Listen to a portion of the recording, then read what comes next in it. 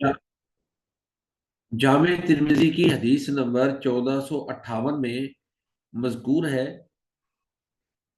इक्रिमा रजी अल्लाह तआला अन्हु बयान करते हैं कि अन्ना अलीयन हर्रक़ कौमन इर्तद्दू अनिल इस्लाम फबलग ज़ालिका इब्न अब्बास रजी अल्लाह तआला अन्हुमा फ़क़ाल लौ कुन्तु अना लक़तलतुहुम लिक़ौलि रसूलिल्लाहि सल्लल्लाहु अलैहि वसल्लम मन बद्दल दीनहु फ़क़्तुलूहु वलम अकुन लिउहर्रिक़हुम लिक़ौलि रसूलिल्लाहि सल्लल्लाहु अलैहि वसल्लम ला तुअज़्ज़िबू बिअज़ाबिल्लाह फबलग ज़ालिका अलिय्यन फ़क़ाल सदक़ इब्न अब्बास क़ाल अबू ईसा हाज़ा हदीथुन सहीहुन हसनुन वल अमलु अला हाज़ा इंद अहलिल इल्म फ़िल मुर्तद।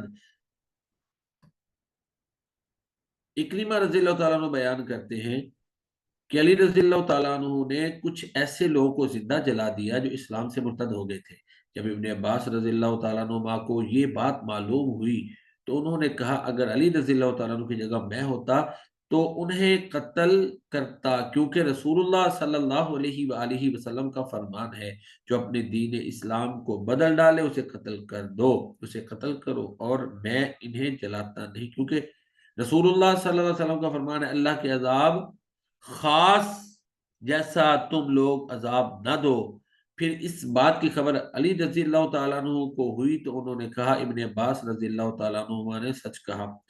तो मोहतरम सामीन, इस हदीस से ये बात वाज़ेह होती है कि 1458 नंबर हदीस है जामे तिर्मिज़ी की, कि ये बात वाज़ेह होती है कि हज़रत अली रज़ी अल्लाह तआला अन्हु ने अपनी शान में गुलूव करने वालों के बारे में कैसा मौक़िफ़ अपनाया।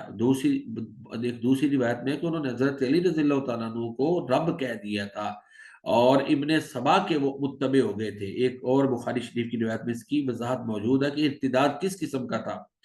तो इस हदीस से ये बात वाज़ेह हो गई कि कुरान और सुन्नत हर एक के लिए जो है वही रहनुमा है, उसी से ही रहनुमाई लेनी है।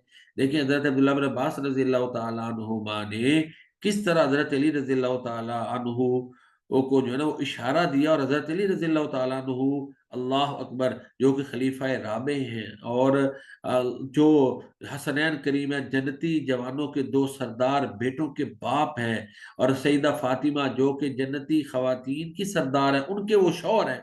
सईदा फातिमा रज़ियल्लाहु तआला अन्हा के अली अल मुर्तज़ा रज़ियल्लाहु तआला अन्हु शौहर हैं, तो कितनी अज़मतों के वो हामिल हैं। तो उन्होंने जब जलाया तो अब्दुल्लाह इब्न अब्बास रज़ियल्लाहु तआला अन्हु जो मुफ़स्सिर कुरान है, उन्होंने प्यारे नबी सल्लल्लाहु अलैहि वसल्लम की हदीस जब पेश की तो फिर हज़रत अली रज़ियल्लाहु तआला अन्हु ने हज़रत अब्दुल्लाह इब्न अब्बास रज़ियल्लाहु तआला अन्हुमा के मौक़िफ़ की तायीद की। तो यही हदीस सहीहुल बुखारी शरीफ किताबुल जिहाद में मौजूद है, और इसी तरह सुनन अबी दाऊद में है, हवाला जार सामने है, सुनन नसाई में है, सुनन इब्न माजा में है, मुस्नद अहमद में है। शेख अलबानी रहमतुल्लाह ताला ने इसको इस हदीस को जो है वो सही करार दिया है। तो बहरहाल जो है ना ये हदीस जो है ना इसी तरह मौसूआतुल कुरान वल हदीस से जो है ना वो उसमें भी ये मौजूद है, इस तरह इसकी तफसीलात मौजूद हैं।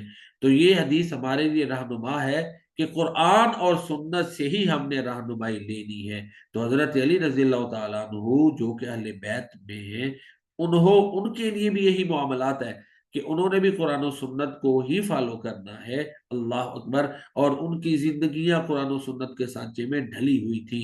तो इस रिवायत से जो है ना वो हमारे लिए एक रहनुमा उसूल जो है वो मिलता है कि आहद हाज़िर में जो लोग अहले बैत हैं, उन्होंने भी हमारे मौजूदा दौर में जो अहले बैत हैं वो भी पाबंद हैं कि अपना हर अमल कुरान और सुन्नत के सांचे में ढालें और उसके मुताबिक करें।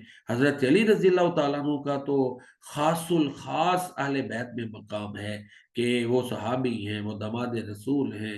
फिर नबी करीम सल्लल्लाहु अलैहि वसल्लम की उनको नाम लेकर जन्नत की बशारतें हैं, उनके उनके हक पर होने की अल्लाह के नबी सल्लल्लाहु अलैहि वसल्लम ने बशारतें सुनाई।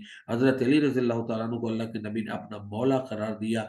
तो ये फ़ज़ीलतें और अज़मतें सिर्फ़ हज़रत अली रज़ियल्लाहु तआला अन्हु को हासिल हैं।